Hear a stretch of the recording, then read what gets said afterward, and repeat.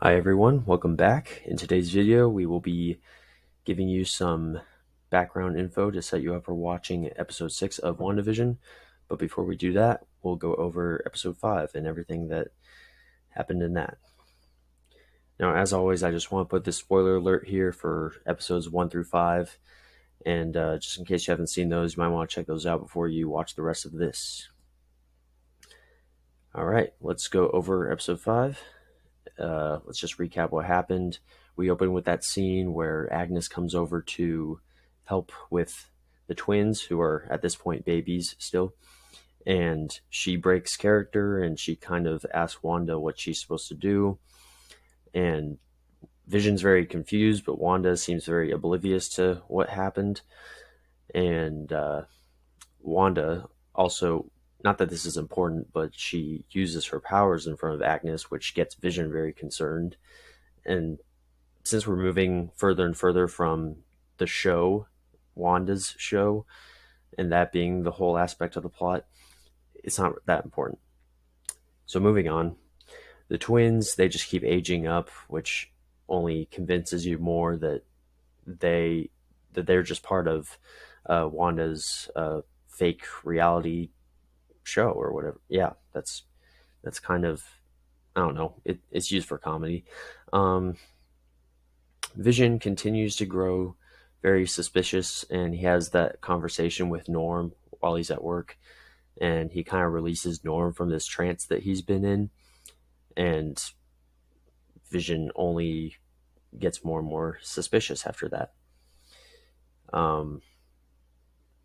Hayward, he makes it very known that he sees Wanda as a terrorist as he's discussing who she is with the rest of S.W.O.R.D.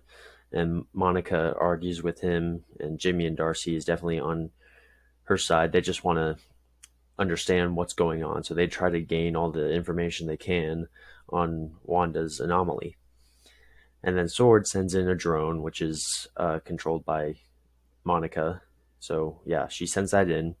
Wanda takes down the drone and just drags it out of the reality, and she has that face off with the soldiers from S.W.O.R.D. and Hayward, and you can really perceive her here as the villain now. She's really coming off as the antagonist based on how she talks about what she has now, and no one can take it away from her. So she goes back in. She doesn't technically hurt anyone, but yeah, she goes back in, and she and the twins discover that Sparky, the dog, has died.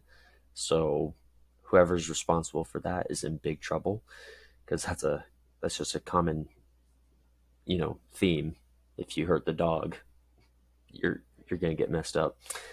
So Wanda and Vision, because Vision is growing more and more suspicious of everything, they argue because he thinks it's unfair what she's done to everyone in Westview. And they're interrupted by Pietro, who shows up at the door, and he actually is supposed to be dead. So that's what's very confusing. Now, we'll go over kind of the characters in Wanda's show, just address what happened with them. Agnes, she, like I said, just broke character, and that was really odd. Same thing with Norm. He didn't exactly break character, actually. And then Pietro, or Quicksilver, he shows up back, and really Wanda is very, very confused by this, but also she missed him. They were very close, and he could really, of all these characters, could be the exception here. We don't know where he's from. He could be just some random guy. He could be from the Fox X-Men universe. We don't know. This is what I mean by that. Him in those movies. So he's still just a mystery for now. I feel like really anyone in Westview is a mystery. And we come back to this scene now. Like I said, Wanda is perceived as the villain now, whereas before, at least to me, I thought S.W.O.R.D. was somewhat of an antagonistic organization.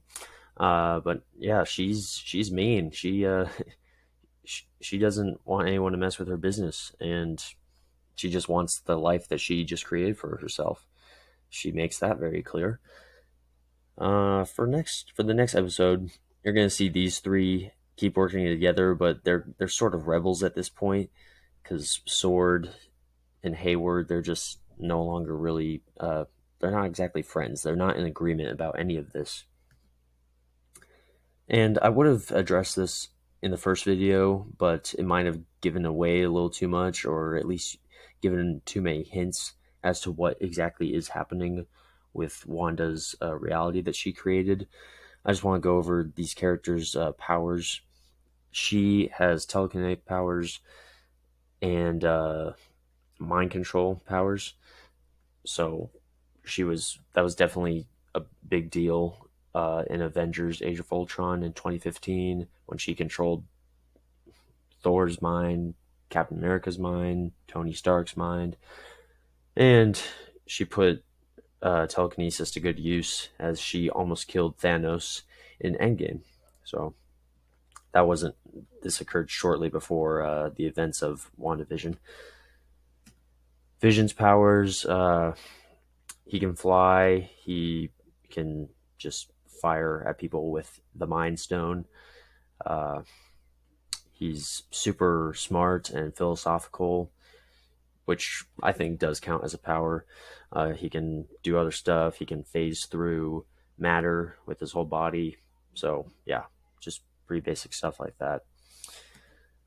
Pietro, Quicksilver, at least, well, yeah, the other one in the X-Men universe, they called him Peter, but I'm just gonna go with Pietro right now.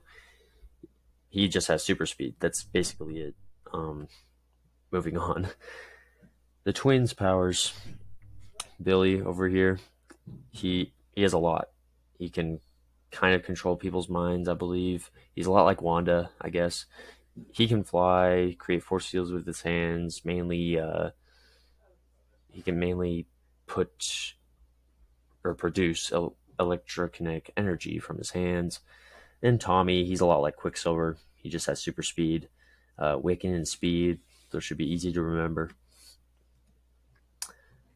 All right, so you are all ready to watch and please enjoy. I really like episode 6.